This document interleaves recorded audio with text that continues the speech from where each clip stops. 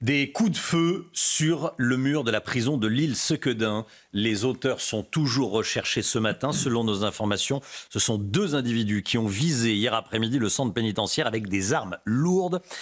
Au moins une vingtaine de douilles ont été prélevées au sol. Oui, le véhicule volé utilisé pour cet assaut a été retrouvé incendié. Le syndicat pénitentiaire UFAP demande à ce que des moyens soient déployés pour protéger le personnel. Écoutez.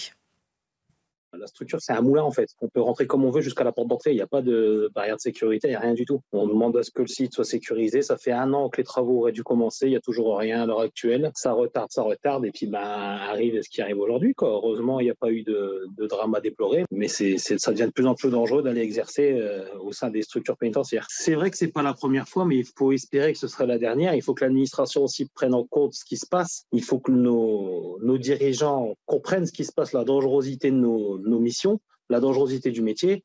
Ce qu'il faut, c'est sécuriser les domaines. Il n'y a pas d'autre choix. Il faut sécuriser les domaines. C'est pas normal que des gens armés puissent venir dans un véhicule jusqu'à une porte d'entrée, puissent sortir, tirer librement et repartir comme si de rien n'était. C'est pas normal. On peut plus travailler dans ces conditions-là. C'est pas possible.